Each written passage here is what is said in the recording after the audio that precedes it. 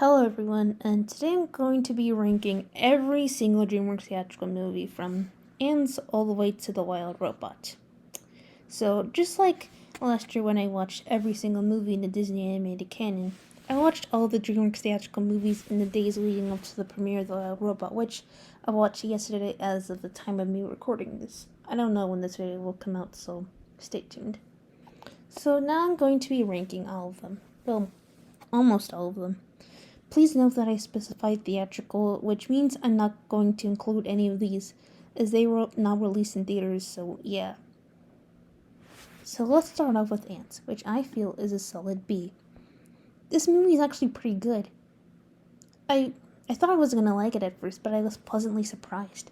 People dismiss it because of the inevitable comparisons to A Bug's Life, but I think more people should give it a chance. It's very dark and deals with things like oppression, class struggle, and individualism. There's a scene with a severed talking head that really hits hard. Plus, the main villain, General Mandible, is classified as a complete monster because he's basically a social Darwinist dictator that wants to kill all of the ants he deems to be inferior. Woody Allen is a garbage person, but I did like his performance as the main character of the movie. It's only a B because although the movie is good, plenty of movies are just better. Next, The Prince of Egypt. Easy S. This is where Dreamworks really got good. It's the epic and dramatic movie telling the story of the Book of Exodus with beautiful traditional animation, stellar voice talent, lots of hard-hitting emotional moments, and amazing music. The opening scene with Deliver Us could easily rival Circle Life from The Lion King as the most epic opening to an animated movie. This movie is amazing even if you're not religious. Why don't they make religious movies like these anymore? All of them nowadays are just like, meh, atheists are... The Road to El Dorado, B. This movie is pretty good. As with all Dreamworks 2D movies, the animation is beautiful. Elton John's songs are great, especially the opening song and It's Tough to Be a God. The movie is hilarious, with lots of funny lines, and Tulio and Miguel are a fun duo that work off each other very well. But the big reason why it is in an A is because I feel iffy about the way they portrayed the indigenous people of El Dorado. They're this odd mishmash of Mayan, Aztec, and Incan cultures. But the movie is intended to be a comedy, not a documentary, so it's not like you should be watching this for educational purposes. The one thing they got right in the movie, though, was the ballgame scene, which actually does come from Mayan culture. Chicken Run. A. The first movie they made with aardman and easily the best one. It's basically a parody of The Great Escape, but with chickens escaping a farm that wants to make them into chicken pies. Of course, the claymation animation is excellent. Mrs. Tweety is a genuinely menacing villain, and the movie is really quotable thanks to Babs. Ginger and Rocky's relationship was also well written. The way it developed felt natural. And although Mel Gibson is a garbage person, he did a good job voicing Rocky. Shrek. S. This is the Dreamworks movie.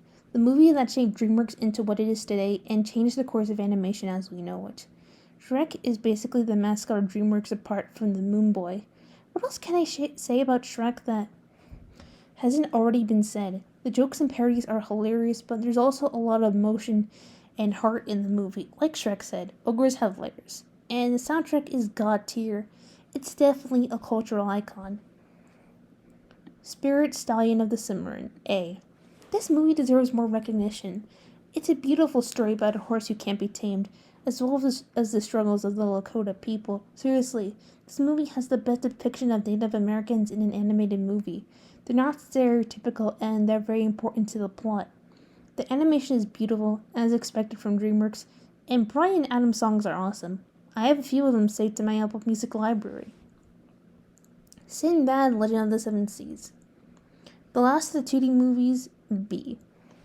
Don't get me wrong, it's not really a bad movie. It's just not as good as the others. It's not as epic or emotional as The Prince of Egypt or Spirit, and it's not as funny as The Road to El Dorado. The 2D animation is excellent, obviously, but the CGI effects were awful. It looked like an old PlayStation game. I know this wasn't 2003, but All the other 2D movies had good CGI effects. I didn't really like Sinbad's character for the majority of the movie, as he was a misogynist prick towards Marina. Thankfully, he changed. The one thing that saved this movie from being mid was Harris. I love her. She easily carried the movie, and I think she should have got her own movie. Shrek 2. S.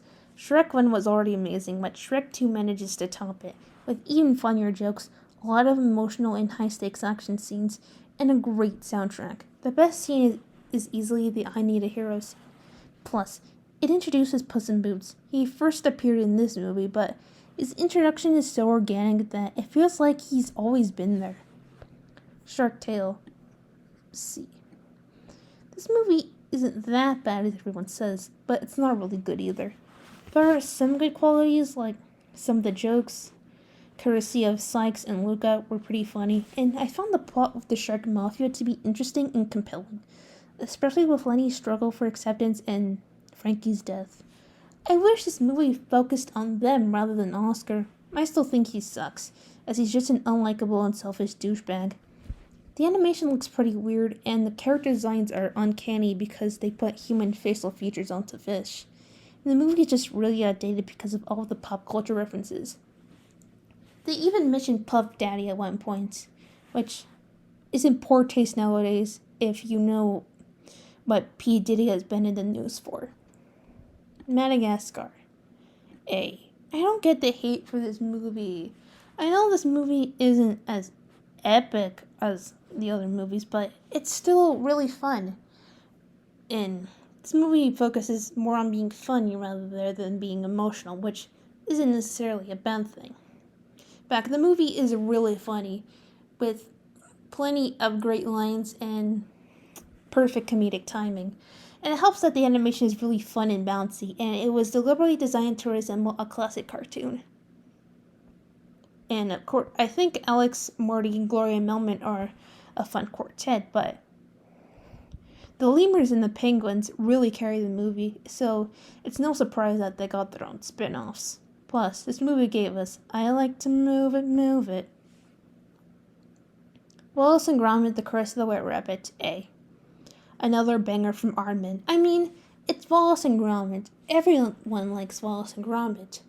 The story is very simple, but it's fine. And it's Wallace and Gromit. Of course, it's going to be simple. It's still a fun movie that parodies classic horror movies. And obviously, the claymation is great, and I like how they made the Were Rabbit look all fuzzy. And I mean, what else do you want from Aardman? Over the Hedge. B. No, I think this movie's pretty underrated. I think more people should give it a chance. This movie isn't perfect. I mean, not all of the jokes landed. Especially the scene with Vern being naked, which was just gross, and the way the human characters are animated looks pretty weird, as they all look like plastic. But, yeah.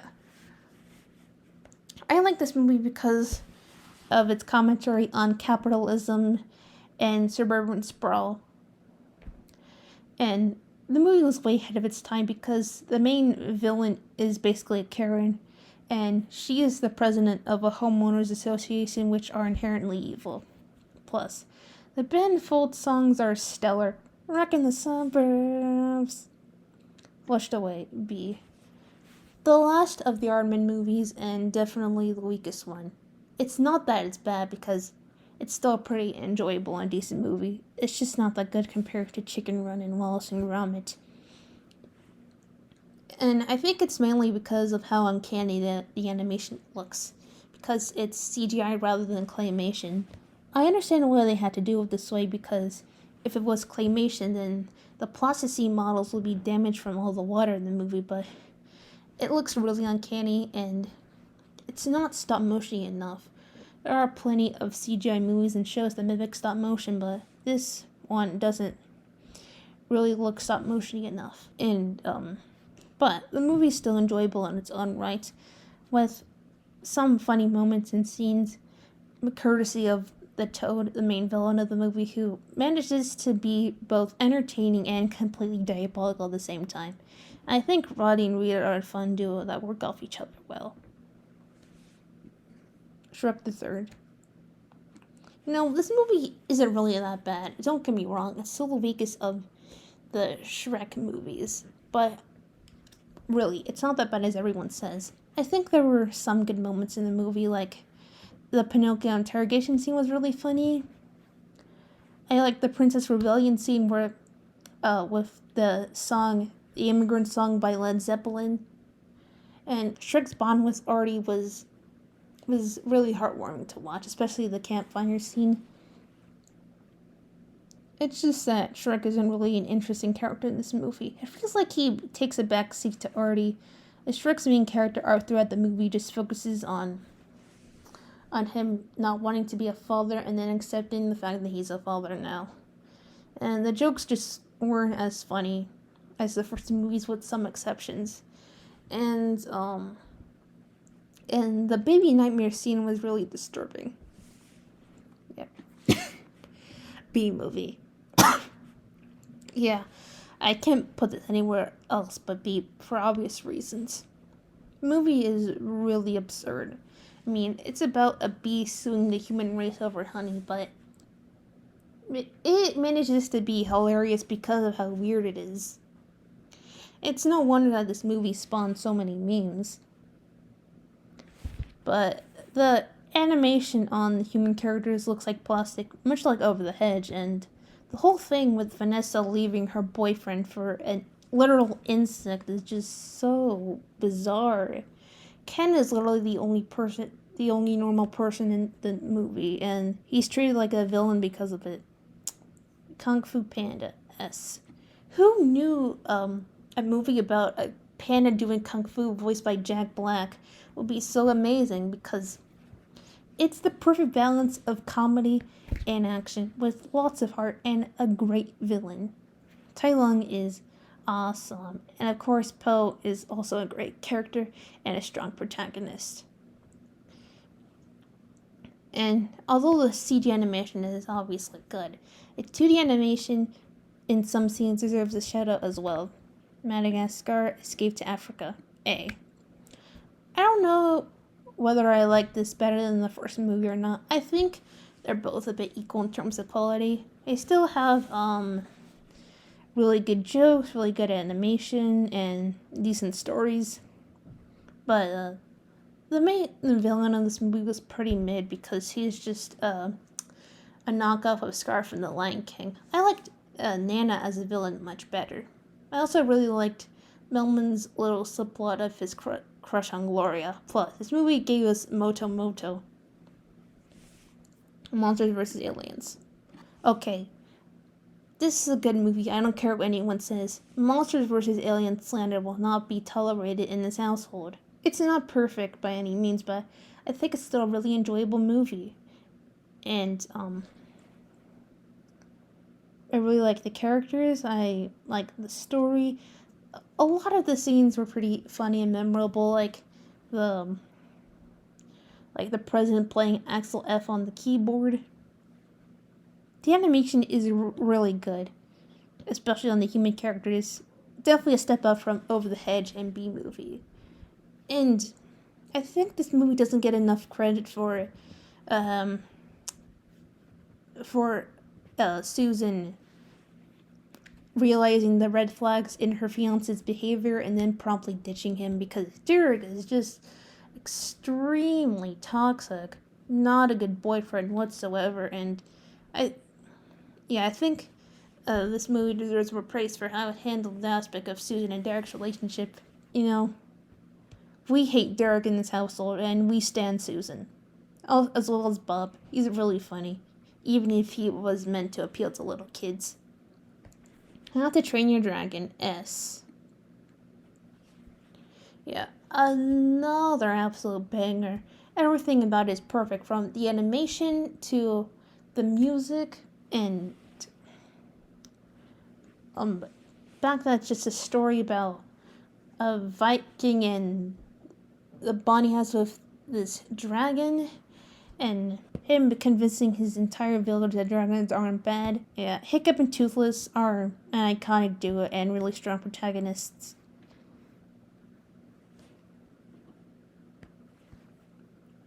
Shrek Forever After, A. I don't know why people hate this movie. This movie is actually really good. I understand that it's not as comedic as the other movies, but I really liked it. And I think it's one of those movies that gets better as you get older because you understand it more, because it's about Shrek's midlife crisis and him wanting to go to an alternate universe and change things, and him having to go back to the correct timeline, or else he will disappear forever. And seeing him fall in love with Fiona all over again was really heartwarming. And Rumpelstiltskin is a magnificent bastard of a villain. Yeah, I think this movie deserves more praise. Megamind, S. Hilarious and iconic movie that I'm really glad it's gotten more popular over the years, because it's not only really funny with lots of great memorable lines, it's also really emotional and compelling, because it completely turns around all the typical superhero tropes. It asks the viewer, what if the villain didn't want to be a villain anymore? What if the superhero didn't want to be a superhero anymore? So that aspect was really nice.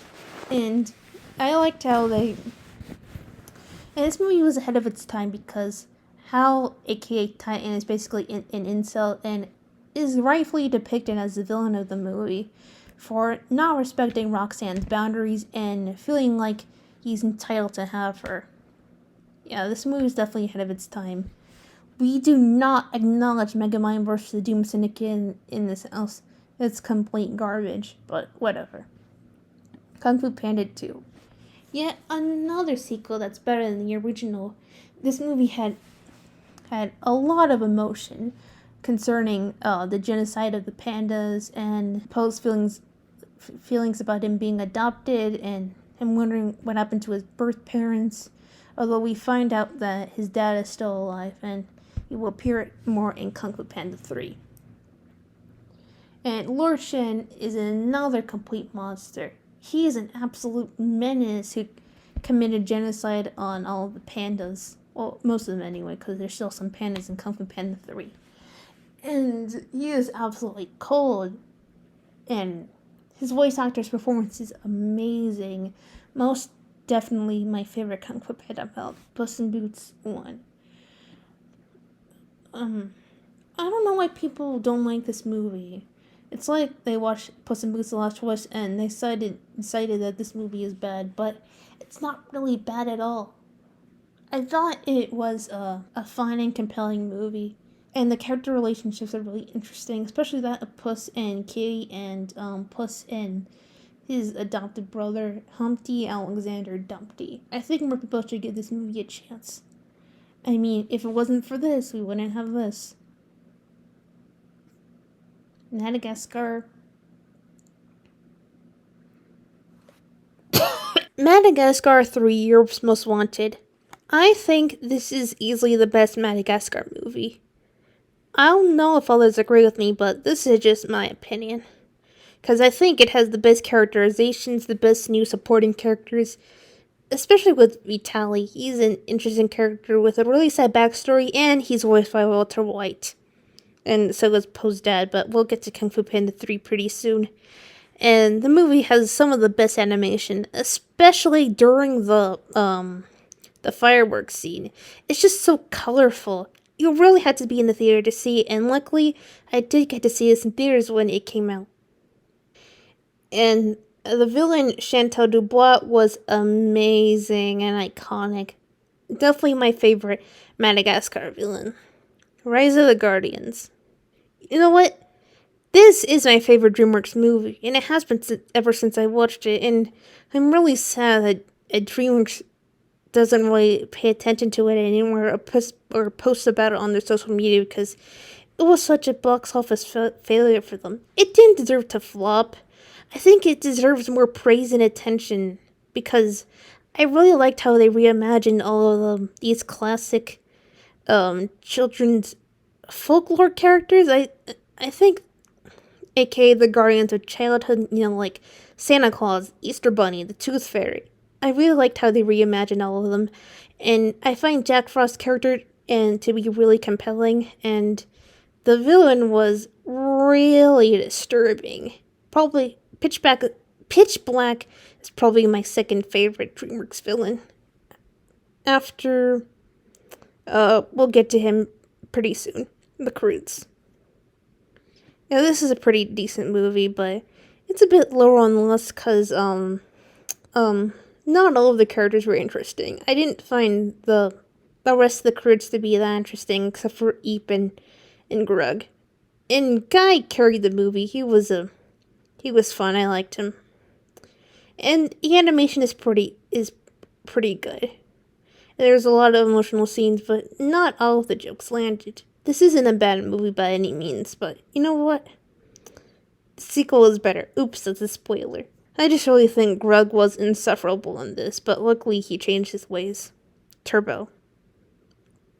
Now, this movie isn't that good. The jokes aren't funny. The animation is so-so. The characters are pretty boring. It's just not that good. If this was DreamWorks' attempt to rival Cars, it failed because Cars had a heart. This one doesn't really have one, because all the characters are just really forgettable. I did like that French racer guy, though.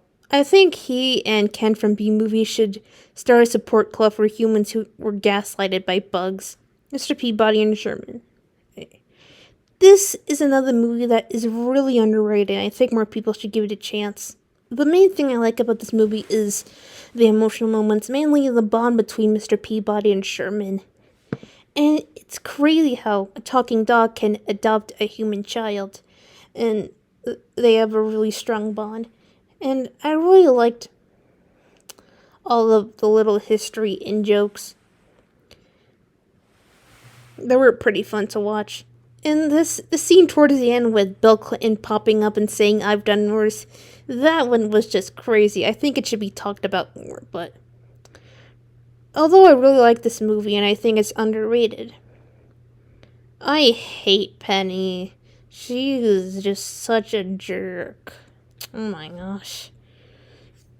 How to Train Your Dragon 2. Yet another sequel that manages to top the original. This one has better everything. Better music, better character designs, an awesome villain. I think Drago Bloodvis is a great villain, and I don't care what anyone says. And a lot of emotion, especially regarding Hiccup's family and his long-lost mom. The scene where Valka and Stoic sang for the dancing and the dreaming was really heartwarming. Rest in peace, Stoic. You will be missed. Penguins in Madagascar. B. Penguins are so popular that they got their own spin-off movie. And it's pretty decent, but also kind of boring sometimes. I mean, I fell asleep halfway through the movie when I was rewatching this. The penguins are obviously the strongest part of the movie, but I didn't really like the North Wind all that much. They seem like they had sticks up their asses most of the time. The polar bear guy, I liked him though, and I liked the villain of the movie, Dave. I think he was really fun to watch, and I liked all the celebrity references he made, and the way he was animated was really fun too. Yeah, I liked him, even though he was a ripoff of Dr. Blowhole from the Nickelodeon Penguin series. Home. Yeah, this is another movie that really isn't that bad as some people make it out to be. It's not perfect, and it's definitely one of the weaker DreamWorks movies, but I don't think it's all bad. For one thing, the emotional moments are really well done, and I actually felt really bad for El because of the other members of his species shunning him. I mean, his name is O because people say, "Oh," they groan when he comes near them. But the comedy isn't really that good, because it's mostly just bottom of the barrel toilet humor. Literally, there's a scene where O drinks pee out of a toilet thinking it's lemonade, and another where he eats a urinal cake. Yeah. Bazingo. Now, Kung Fu Panda 3A. this is another great installment of the Kung Fu Panda series, focusing heavily on Po's dad returning and all the angst that comes with that. And I really liked how they interacted with the other pandas in the panda village, and when Po trained all of them to help fight against Kai the Collector, who I know some people don't like him because he doesn't have as strong a motivation as Tai Lung or Lord Shen, but I really liked him. I think J.K. Simmons' performance was pretty good. Trolls. I like this movie and all of the Trolls movies, in fact, and I don't care what anyone says. The hate for these movies is way overblown.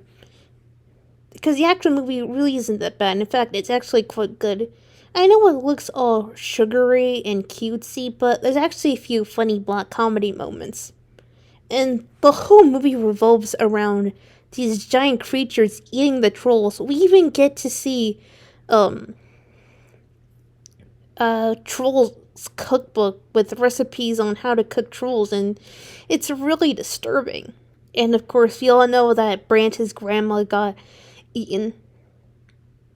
And even though it was turned into a meme, the scene where his grandma gets scooped up by Chef is genuinely heartbreaking to me. I mean, Branch lost his grandma when he was only a little kid. Yeah, no wonder he turned gray and got depressed. And I thought the movie was really fun. I liked the songs, especially since they included older songs, like The Sound of Silence. That one is a pretty old song. And I like Can't Stop the Feeling. I think it's a good song, no matter what anyone says. And the animation is some of DreamWorks' best. I'm not kidding. It just looks so soft, which I think is perfect. And I like the little scrapbook style scenes. The Boss Baby. Yeah, another movie that really isn't that good. Okay, it's not all bad. There are some scenes I liked. And like the scene where Tim is all alone in the airport singing Blackbird to himself. I thought that was a really well done scene, but like the Boss Baby is just an unlikable and unfunny prick. And I know that a movie about babies is going to have stuff about diapers and poop, but this movie's toilet jokes were not funny at all. And they had too many scenes with the Boss Baby showing his butt, which I thought, and I didn't like how this movie demonized dogs. I mean, people can love both puppies and babies. Puppies are so cute. You have to be a monster to hate puppies. So this movie isn't all bad. I really like the scenes with the Wizard Alarm Clock. I think he carried the movie, but this movie is definitely not one of DreamWorks' best. Captain Underpants. Awesome movie. And unlike the previous movie, this one knows how to do toilet humor right. It's actually funny here, as per the course for the Captain Underpants books. And it combines it with lots of funny fourth wall breaking jokes, absurd situations, and, of course, the iconic Flip-O-Rama. They even kept the Flip-O-Rama part. This movie is just really faithful to the books, and just a really fun movie. And Dogman is coming soon. Get hyped for that. I hope George and Harold make a cameo in it. They just have to. They're the ones that created Dogman, after all. How to Train Your Dragon, the Hidden Worlds. This movie isn't that bad. Yeah, some people actually hate it. A lot of people, they hate it because they didn't like the Light Fury or the ending or Toothless's characterization in the movie, and I can agree with some of these complaints. I mean, Toothless was reduced to being a horny simp over the Light Fury. The Light Fury doesn't have a lot of characterization, and the ending was really sad because we spent the entire franchise getting to see the bond between humans and dragons, and they said, oh no, humans are dangerous, so we have to send all the dragons to live in the hidden world, which only appears for like 5 minutes during the entire movie, despite it being in the title. But I put this movie in A for a reason. I think the movie's animation is great. And I know this is an unpopular opinion, but I liked Grimmel the Grizzly as a villain because of him basically being an evil version of Hiccup. And I thought he was pretty menacing. I mean, he committed genocide against night fairies, making Toothless the last of his kind. And although I didn't really like the ending, it was really emotional and heartwarming at the same time. And besides, at least Toothless came back and saw Hiccup and his kids again, so it's not like they were separated forever. Abominable. This is a pretty underrated movie, and I think more people should watch it and give it a chance because it's actually quite good. I know it's a bit cliche, but cliches aren't an inherently bad thing. It's how you use them that matters. And this movie showed us a really strong bond between the main character Yi and the Yeti Everest. And I liked how they included magic music as a major plot element in the movie. And this movie has a Coldplay song in it. And anything with Coldplay in it is bound to be good. And I liked how, those two villains, I already forget their names, switched places. So, the guy, even though he was a ripoff of Charles Muntz from Up, he started off evil and turned out good. And then the girl, she started off somewhat good. She seemed to care about the well-being of animals, and she turned unhinged and totally evil. Yeah, I thought that was pretty interesting. Trolls World Tour. Yeah, this is another movie that's totally better than the original. I mean, I already said how I liked the first Trolls, but this one is even better because of all of the world building. It focuses on other trolls that play other genres of music. So Poppy and her friends, they are pop trolls, but this movie introduces us to classical trolls, rock trolls, techno trolls, country trolls, funk trolls, all the good stuff. And it focuses on how each genre of music is valid in their own ways and can all coexist with each other, which is a lesson I think certain rock and metal elitists need to hear. And contrary to popular belief, this movie isn't demonizing rock. It shows us that all of the genres can coexist with each other. And also, the pop trolls were the ones that originally stole the 6 strings in the first place, so yeah. And speaking of which, I really liked how this movie dealt with revisionist history, cultural appropriation, and all of that stuff, which is unexpected for trolls, but I think it was still handled really well. And the fact that this came out in 2020, I think this ended up being really relevant for that year. The Croods, A New Age. Yeah, I already said this was better than the first one. Let me explain why. So I said how in the first movie, the other members of the Croods family weren't really well developed, but they get more development here. Thunk has his own little subplot where he becomes addicted to watching windows. Grug and Uga have rivalries with the Betterman parents, Phil and Hope, which is interesting to watch because the Bettermans are early modern humans, which contrasts with how the Croods are Neanderthals, and this movie has a really good commentary on classism because the Bettermans, they act like they're better, and they're really condescending towards the Croods, but they change their ways, which is good. And I thought Eep and Don's friendship was really well done because they could have easily fought over Guy because Guy grew up with the Bettermans, making Don his childhood friend, but no, they instantly became best friends, which I thought was really nice to see. This is an example of a healthy female friendship in a movie. Spirit Untamed. This is actually my least favorite theatrical Dreamworks movie. My least favorite overall is Megamind vs. Doom Syndicate, but we are only talking about the theatrical movies here. Anyways, this movie has little to no redeeming qualities. I mean, first, this movie has almost nothing to do with the original Spirit movie outside of the spirit in this movie being this spirit's son. And I think this movie completely shits on the original because this movie has zero Native American focus whatsoever. And the fact that the main character's father owns a railroad, and in spirit they were trying to stop the railroad from being built on the covered land. Oh my gosh. I think that's just awful. I don't understand why they thought this was a good idea. And the movie is just boring. None of the jokes are funny. The characters are as interesting as staring at a wall. Yeah. This is the most generic movie from DreamWorks. And I would not want to watch this again. Turbo and the Boss Baby and Shark Tale are all unironically better than this. I'm not joking. The Boss Baby, Family Business. You know, this movie was actually kind of good.